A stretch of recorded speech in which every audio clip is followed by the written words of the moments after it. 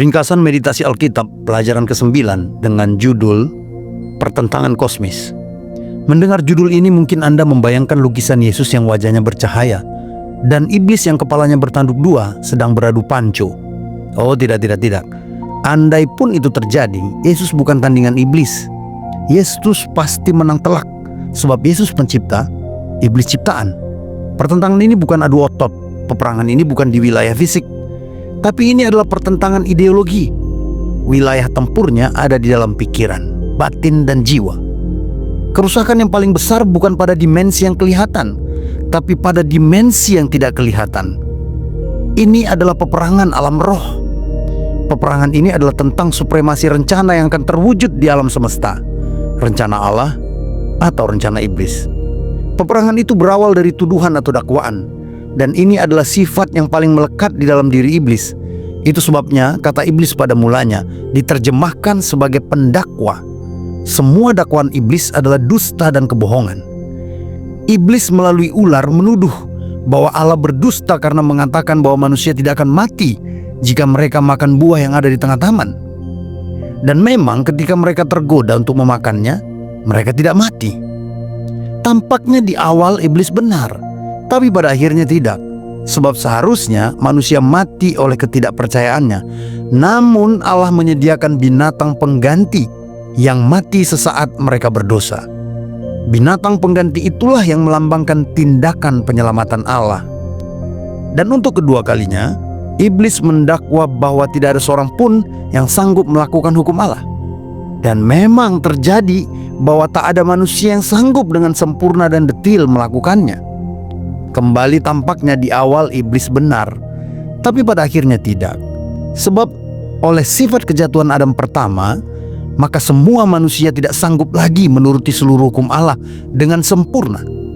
Tapi Adam yang kedua sanggup menggantikan penurutan manusia dengan sempurna dan detil.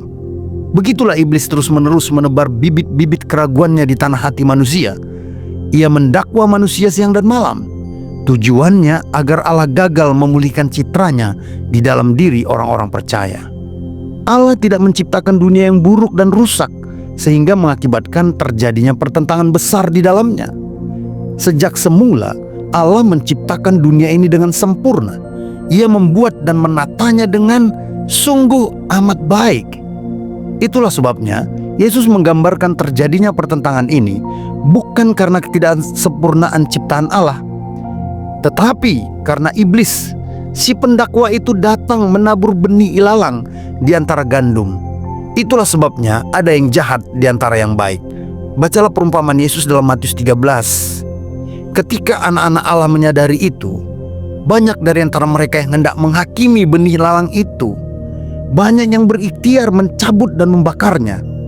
Tapi si pemilik ladang itu, yaitu Allah sendiri, mencegah mereka untuk menghakimi iblis. Allah sama sekali tidak memberikan ruang dan waktu pada manusia untuk menghukum siapapun. Sebab Allah punya rencana yang jauh lebih baik dan lebih mulia daripada rencana manusia. Ia sabar menunggu waktu yang tepat. Ia memberikan keputusan akhir pada isi dunia dan kepada iblis. Itu sebabnya bagi yang memahami dengan benar tentang pertentangan kosmik antara Allah dan iblis, maka sikap mental yang pertama dan terutama dalam menantikan keputusan Allah adalah menyelidiki hati nurani kita sendiri. Apakah kita masih layak disebut gandum, ataukah kita telah berubah menjadi lalang? Pada akhirnya penilaian kita bukan pada orang lain, atau bahkan bukan pada iblis, tapi pada diri kita sendiri. Inilah roh yang benar dalam menghadapi pertentangan kosmik. Untuk memahami semua ini lebih luas dan mendalam, mari nikmati podcast meditasi Alkitab pada hari Kamis depan bersama Pendeta Manuntun Hutasoid dan Bapak Yoni Prasetya Tyomo dari Studio Ulibana. Haleluya, Tuhan memberkati.